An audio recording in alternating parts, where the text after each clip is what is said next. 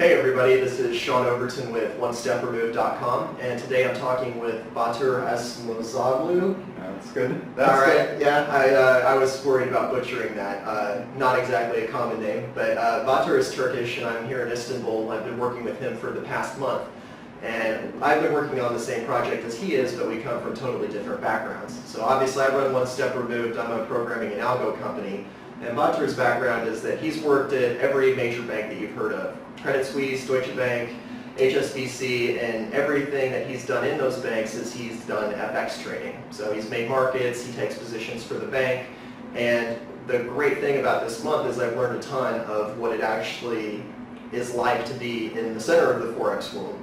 And Batur has been telling me a lot about his experiences, and I thought it would be great for you guys watching to get a sense for how the big banks actually take their positions and what they actually do on a day-to-day basis. We've been having some good laughs. One of the systems we're trying to reverse engineer is from Forex Factory, and you see a lot of conspiracy theories about how all the big banks are out to get you and how they've got this obsession with getting the most out of every single person, and it's just not how it is. And I'm really technologically oriented, so my big view of the banks was that they're super sophisticated and they've got this great knowledge and information and scientific method for why they do things, and that's not the case either. And I've learned that. Not really. And I've learned that from talking to Batur for the last couple of months. So I just wanted to ask him a couple of questions to get a feel for what it's like, and then we'll go through it. I don't know exactly how long the video is going to last, but it'd probably be about 20 or 30 minutes. So Batur, thanks for agreeing to be on camera. No problem. So you started out working as a trader for a private client here in Turkey. That's correct. I started managing money for one of the local billionaires and then moved on to a fund management house in Turkey. And then moved to HSBC, Credit Suisse and Deutsche in that order, managing FX positions and local currency bonds mostly. What I did was mostly emerging markets FX trading, but I have done some euro-dollar and I have done some Aussie as well. Okay, so you just stumbled into working for a billionaire. Well, it's kind of, we are from the same school, so that kind of helped. But they were basically looking for some young people who they could teach what they wanted to do with. Okay. We had this one guy who was an ex-Deutsche trader. He actually built the whole system up from the ground, so I was one of the recruited ones from the school. Very nice.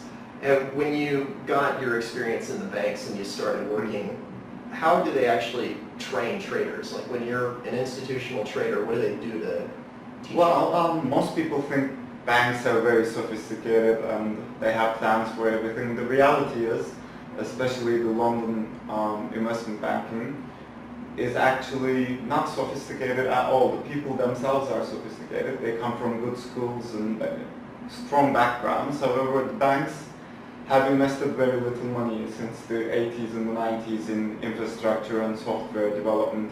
So most of the software is from 80s.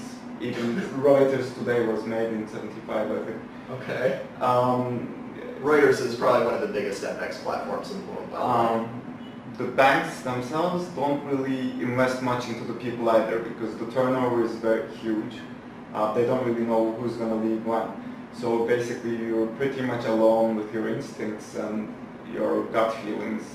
But there are ways to learn from the older generations.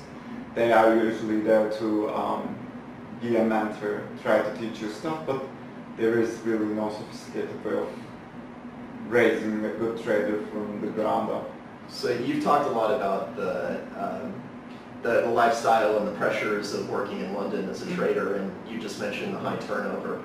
And you've also mentioned a lot of the star traders go to hedge funds. Is that all the turnover, or how many people wash out?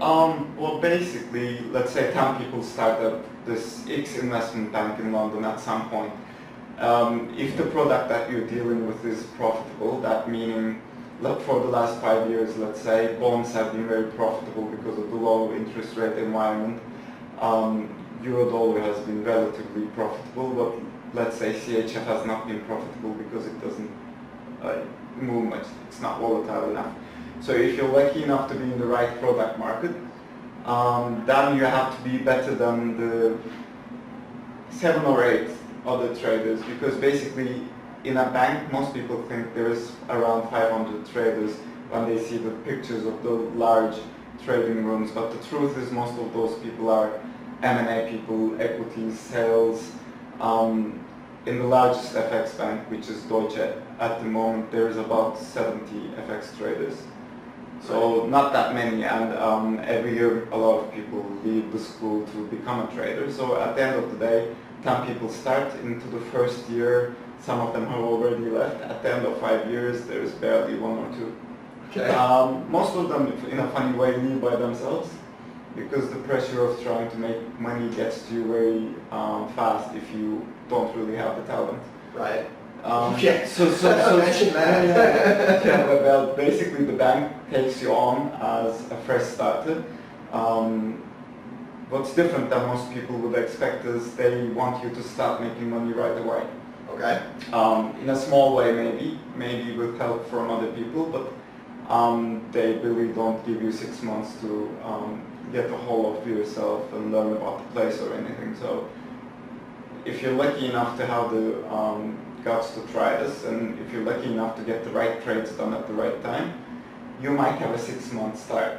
Okay. But I'm personally, I'm guessing there is more luck in play there than real knowledge, because first 6 months, if things go bad, sometimes it's just bad luck. Okay.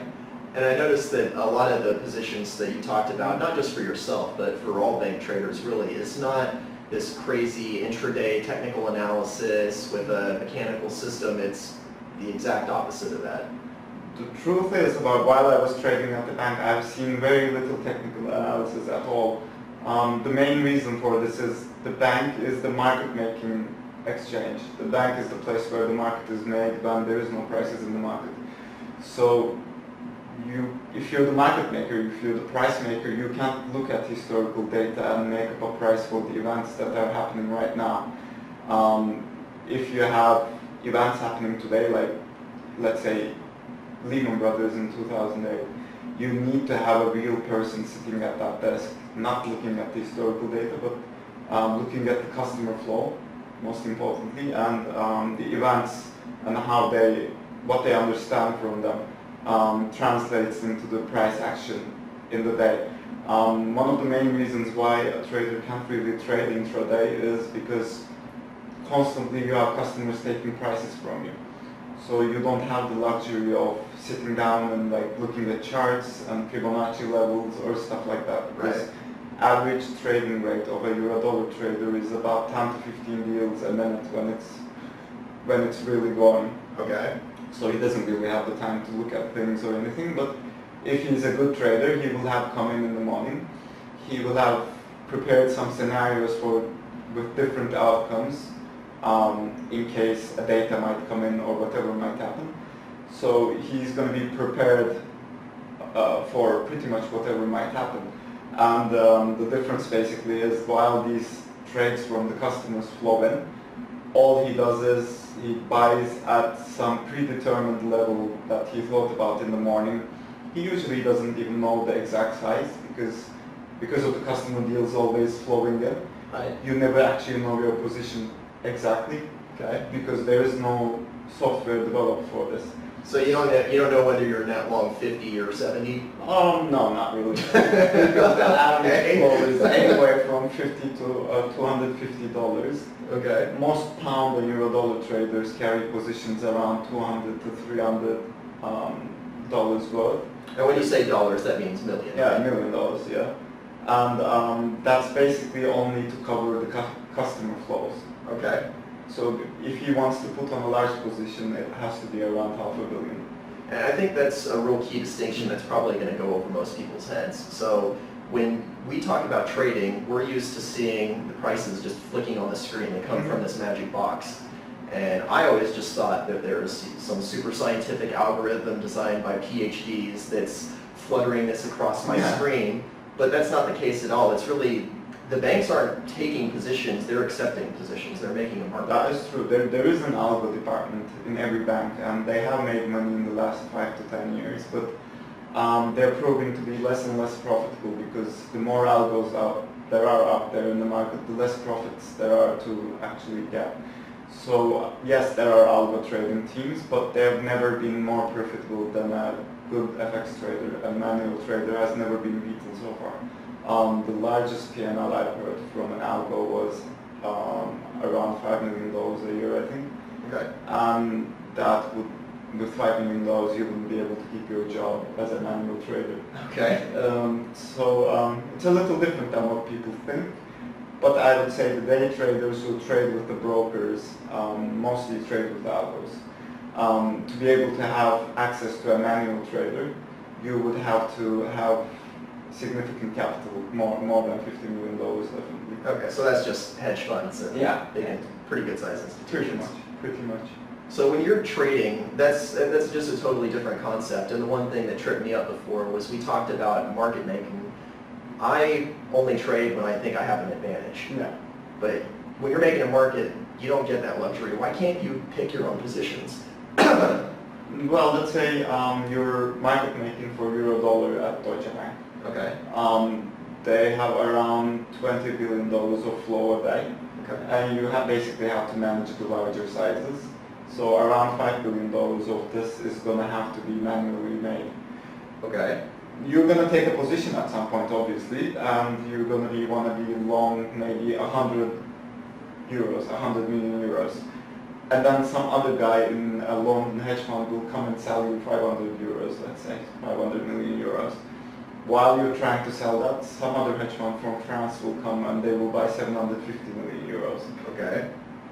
While you're actually serving these clients, you're getting a very important set of information actually. You're understanding what the European hedge funds, the European real money guys are doing, Okay. and what the London guys are doing. If you understand the market correctly, you will know why these guys are doing these things. But there's a cost to it, obviously. The cost is that you're giving them liquidity. So for you to hold on to your own position is very hard.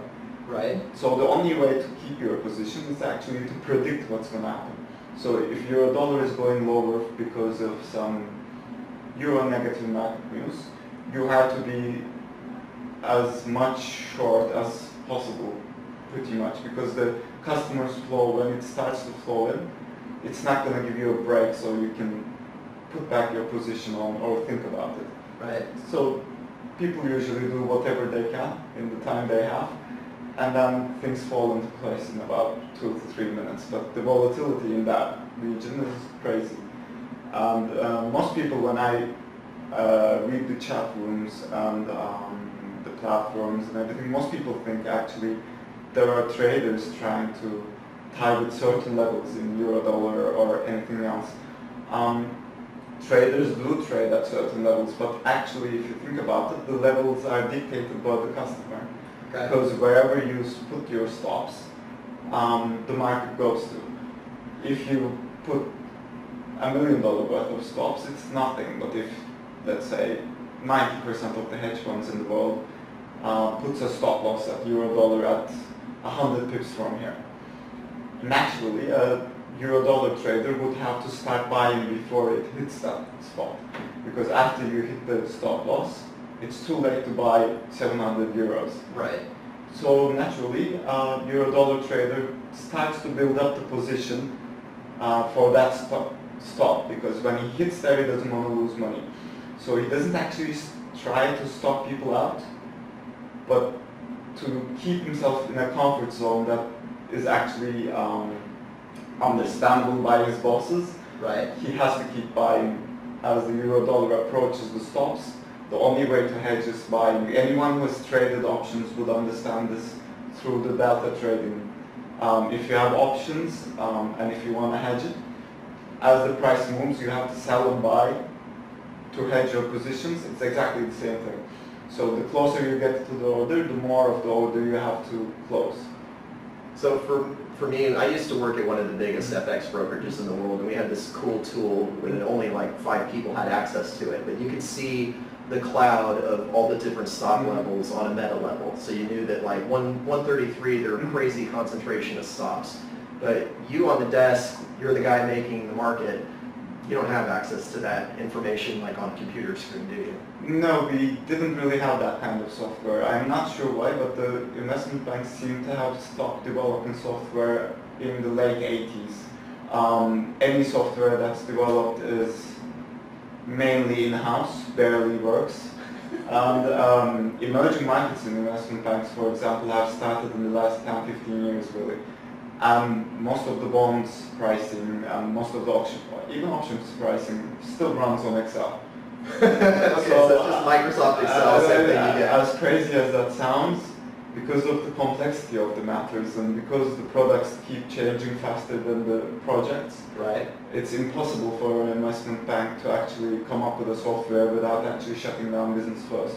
Okay. So they are not able to catch up with whatever's happening in the market, but it seems for the time being manual traders are able to trade this because they are still profitable. If we come to a point where algos take more of the market than they do now, I think they take around 60 to 70% of the market now.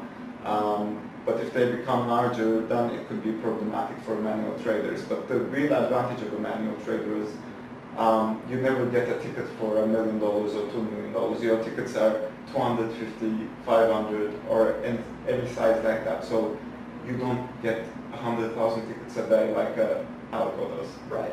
Yeah, because if you should put through a ticket for 500 million on an electronic platform, it's just going to go nuts. Probably. Yeah. Yeah. So with the one thing that interests me is when we were talking about the stops, how do you actually know where the stops are? You don't have the software. Well, basically, if you're smart enough, you will check them out in the morning. So you have an order book that you can use. There is an order book. It's not exactly very well organized, but this is how it works. There's a salesperson for every hedge fund and every real money fund. These salesperson people collect the orders. Okay. There's an order book where they put in all the orders, but these orders won't get executed automatically. It's not that developed.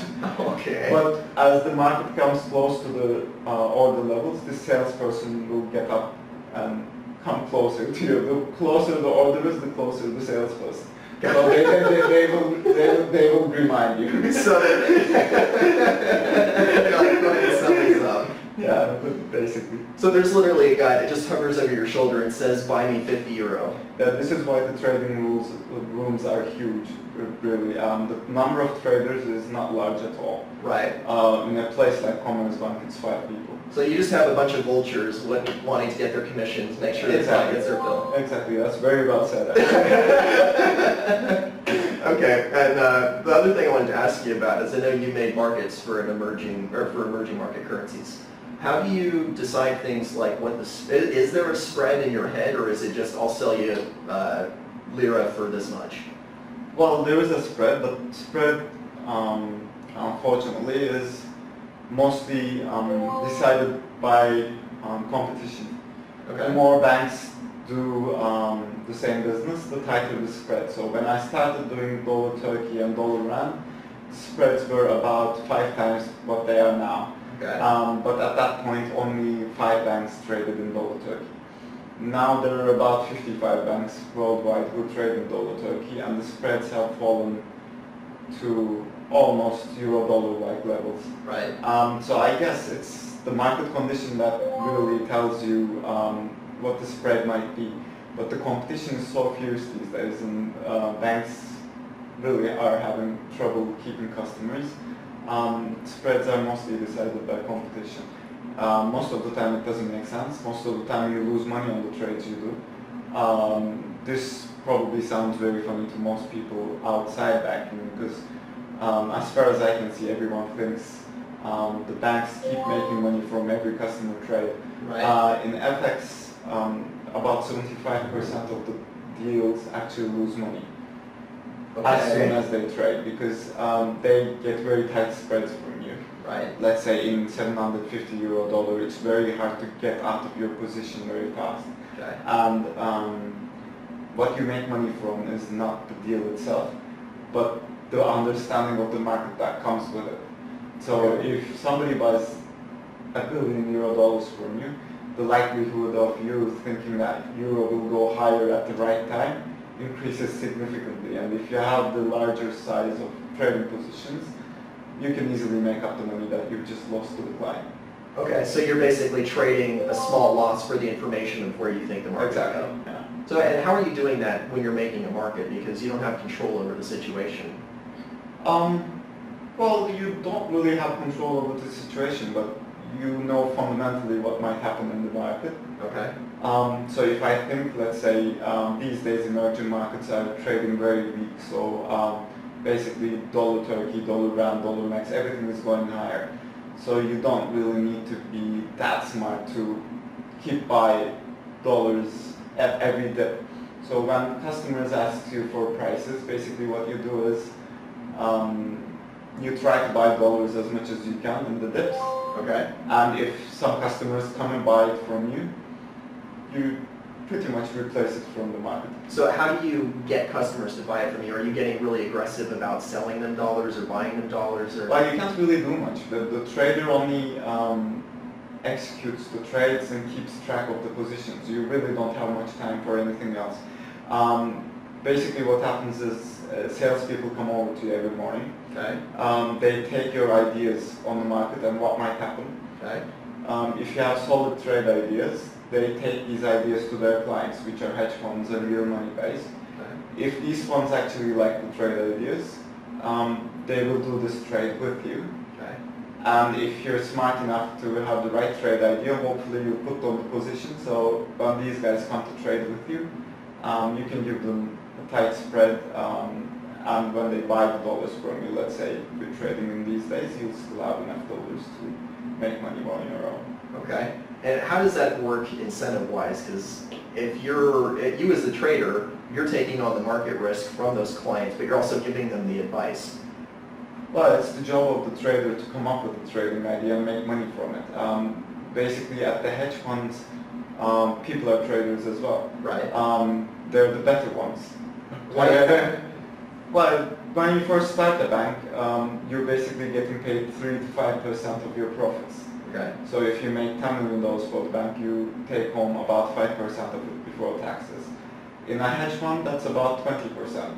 Okay. So a guy who's been trading well in a bank for about 5 years, and well meaning exceptionally well, is recruited by hedge funds quite easily. Okay. In the first 10 years or so, most very good people are taken over by hedge funds. So there's kind of a tier system. If you work for a hedge fund, you're probably like an all-star, but if you're Well, there's all kinds of hedge funds. I'm talking about the larger, better ones. Sure. But, yeah, there's a lot of, I talk to people that are starting hedge funds and they're not. No, there are just too many hedge funds. I'm talking about the ones that are over a few $1 billion in assets under management. Sure. What else can I talk about? I don't know. Well, the thing that I was wondering in the back of my head was when you say that you're actually on the phone talking to a guy and he buys 50 million euros, how does that, like you're on the phone, how does that trade get marked? Are you like scribbling on pieces of paper? Or? Basically, we use other stuff called hoots. Okay. You don't need to use the phone the way you do. It's like a operator thing. You press a button, okay, and everyone kind of hears each other's conversation. The only downside to it is you can hear the guys next to you as well. Okay. Speaking to their customers and their salespeople. So you can kind of, like, you're actually in the room physically hearing the prices that are trading and who's buying and who's selling. And you know the traders, like that guy's not as good as that guy. Yeah, pretty much everything. After a while, like people who walk into a trading room, first they think it's just a crowded place with a lot of noise, but in a while you start to be able to tell people apart. You're even able to tell the people's trades apart. When they make a trade that makes money, you can tell from their voices. Right. So the more time you spend in there, the better it becomes. But it's pretty much like a conference call kind of environment. Okay. But the thing is, everyone is speaking at the same time. It's a bit of a challenge, but brokers have been doing this for years, and they're almost perfect at it. So how do you cope? Because now you're working here in Istanbul and managing money for a private client, and you don't have that stimulation, that feedback. It's quite different, I have to say. I haven't been trading like I used to in terms of performance, but this was totally expected because most of my friends who've been to hedge funds and money management firms have this problem. One of the main problems is, as a trader, you always have your own ideas, but there are other traders around you who can pretty much call you out if you're doing something really stupid. Okay. That kind of gives you some kind of security. Right. Trading alone in a room, which most people out in the market do, is quite different from that. Actually seeing a euro-dollar trader making or losing money next to you tells you a lot about the market situation right now, and it makes trading in emerging markets much easier. So I have a lot of respect for the guys who sit at home and try to trade it through. I'm trying to learn it, but it's not very easy at all. I totally agree. With algorithms, we talked a little bit in the last couple of weeks about how when the prices are streaming across the screen, you mentioned that it is algorithmically driven, but there's still a human decision in it. And you told me something about there's one really important guy in the bank that decides that the euro dollar is going to 131 today, and then they do something with the algorithm and stuff happens. Can you explain more about that? Well, we built up the algo platform for emerging markets FX, and that's where I got most of my experience, but I've never run it. But the way I see it is you have to have a fundamental idea of where the currencies are going. Algorithms are very good at range trading or maybe even breakouts, but they can't really tell you anything from the news flow or the fundamental information. So basically you need a very experienced trader to tell the algo, well, not tell the algo maybe, but to help the algo get a bias. Okay. After the algo gets that bias, it can trade around it. So basically in an algo team what you have is a strategist who's probably a 20-something-year-old trader. But 20 years of experience? 20 years of experience. Yeah, not 20. No, not 20 years old. Who's not trading in the daily market anymore, Okay. but maybe writing strategy pieces. And then there's a bunch of PhDs basically trying to set up the algo. The thing about the algos is they evolve on a daily basis, so it's never done. These guys are always working on something, trying to adjust to the market conditions at the time. But basically the strategist makes out a call, if he thinks the dollar is going to gain ground against the euro, he makes this call, and he makes another call in terms of volatility. He might say it's going to take a while, so whatever algo you're building, it should be a trending lower type of algo. And then the mathematicians get into it and try to derive something that actually makes money. Or if it's a case like 2008, the strategist might just come up with the idea of shutting down the algo. Okay. This has happened before. Okay. The point of algo trading is not to be in a position at any given time. Most of the time algos are in a position Right. all the time in the day. But in cases like 2008 where volatility is unpredictable, sometimes the best option is just to turn it off. Okay, so you're making a market. What happens? If you're the big strategist and you decide, okay, let's shut the algo off, the bank can't just stop making a market. You're going to have an angry floor of salespeople. So That what is do you do? true. Manual trading takes more of the weight in that case. The algo is never 100% shut down, but there's a lot of different things you can play around with. You can play around with the spreads you give out from the algo that restricts customer trading up to a point. So there's a big red button that says big spread or something like that? There is actually. Is it really? There's a panic button that widens the spreads, and it's quite useful. I've used it quite a time. You can make the price feed faster than it is right now. In an algo, the most desirable thing for a hedge fund customer is the pace of the price feed. They don't want the price to change every millisecond, because it makes it very hard for them to trade. But if the volatility is going high, you just have to make it trade at a much faster pace. That's one of the solutions. The basic main solution is to give the responsibility to a manual trader at the end of the day, because algos break down at times of unpredicted events. Right. So you guys are kind of like on the floor, and you're like the crisis team. The algo does the routine donkey work, and you guys handle the... Basically, you still need a human being to be able to tell the difference between hell and just a glitch. Okay. One day maybe it will come to a point where algos can do this, but I don't think that day is just around the corner yet. So we've spent practically the last month trying to come up with a strategy that's based on our clients' manual discretionary trades. What's your general impression of the strategy development process and the challenges? Well, I think the main thing is not forgetting that you're never going to be able to get out of this algo. The manual trader always has to stay inside every trade, pretty much. It's not going to be a robot that runs by itself and makes money for you. Life just doesn't work that way. So algo doesn't work that way. I'm not disappointed in that sense at all if I can't come up with an algo, but I think if you know what you're doing, if you know what to expect, and if you're ready to spend the time with the algo during development and during trading as well, I think there's a lot of opportunities for high frequency trading. Okay.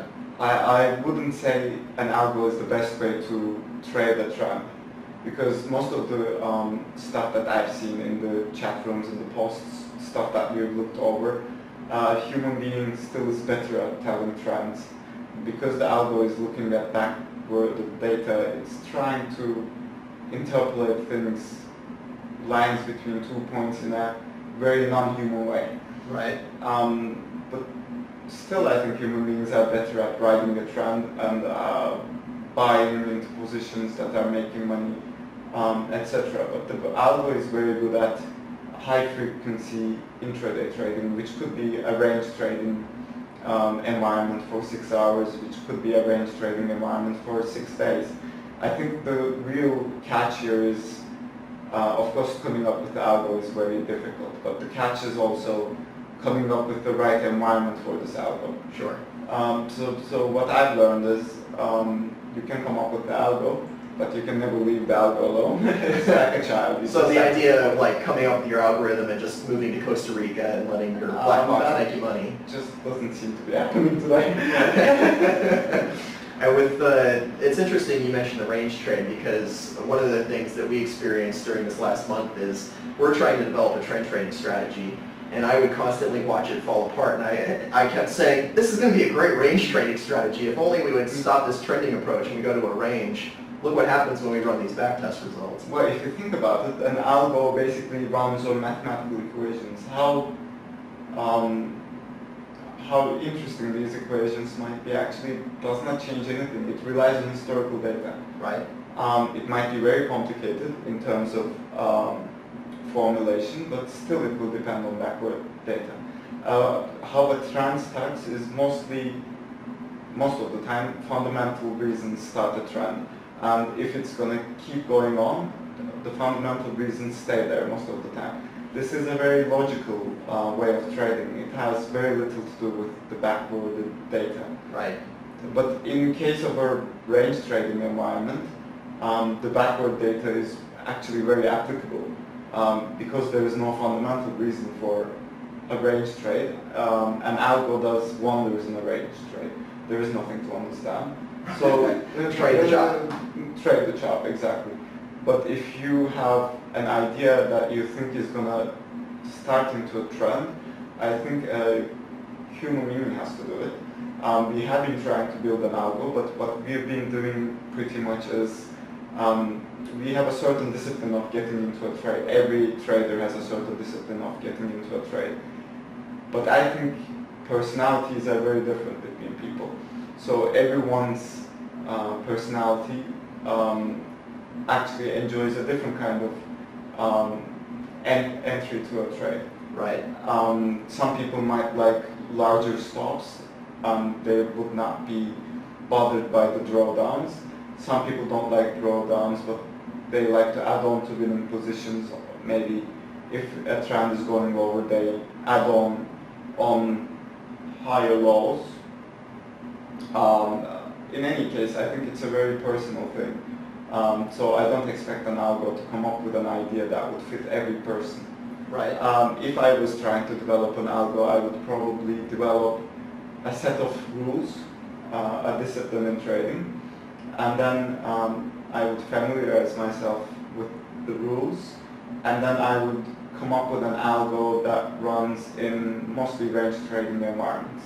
Okay, so you're going to use your human discretion to apply a gray box strategy. Maybe that runs for, what, a couple weeks, couple months, something to that effect? I think a great example would be Euro-CHF.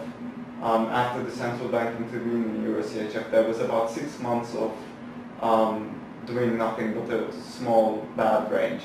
But everyone was expecting it to break at some point. Yeah, myself included. Yeah, I was waiting for that but bomb to go off. you have two choices in this kind of environment. What I had done back in the day was take a position for a break and wait for 6 months, which doesn't work very well. No. But if you run your algo for a considerable amount of time, you will make some money. And as soon as your algo starts losing money, you'll understand the trend is starting. I think a perfect example and a very good use of the algo is such situations where you know it's going to trend for a while. Use the algo. As soon as it stops making money, use your mind, come up with a fundamental reason why your algo has not been making money in the last few trades. And if you understand everything correctly, you will be able to ride the trend that's coming. So you can use algorithms more to define the context and give you some feedback. Because what I've noticed with trading is it's such an open-ended problem. Like you buy and then you have a 50-50 shot at making money. And getting the feedback of, well, did I make money because I'm good? Or did I make money because I got lucky? So, yeah, I mean, a lot of people have trouble actually learning, am I doing something right? Am I on just a lucky streak? Am I on a bad streak? But by doing things like setting algorithms to define context, it gives you a defined problem, so you start to analyze why it's behaving a certain way. That's very true. Unfortunately, most people, due to psychological reasons, they tend to overestimate themselves. The more money you make, the more you overestimate yourself, and it is the same for everyone. Sure. Algo kind of gets in front of that and hopefully helps you handle the situation a little more logically. Okay, awesome. And you want to tell everybody about the newsletter that you're starting? Well, I have started a new website, Windows Capital. It's going to come online in a few days, where I will provide people with market information. The main difference from the platforms right now would be I will use the same kind of stuff that I will be sending to hedge funds in a bank environment. I will actually send trade ideas out, and when they don't work out, I will send out fundamental reasons, which I think the industry is lacking right now. There's so many traders out there who trade through platforms that go through smaller brokerage companies. They actually have great opportunities to talk to each other, which they do, but they don't really get the fundamental support from anyone like banks. Right. Because I guess mainly the reason is the individual customer is too small for a bank to cater to. But I guess my website will be helpful in that sense to guide people somewhat in fundamental ways of the markets. Even if my views are wrong, that could be used as a trade idea as well. Sure. As long as you take a view, I think it's helpful. Awesome. Well, thanks for joining us today, and thank you guys for listening. Again, my name is Sean Overton, and the website is www.onestepremove.com.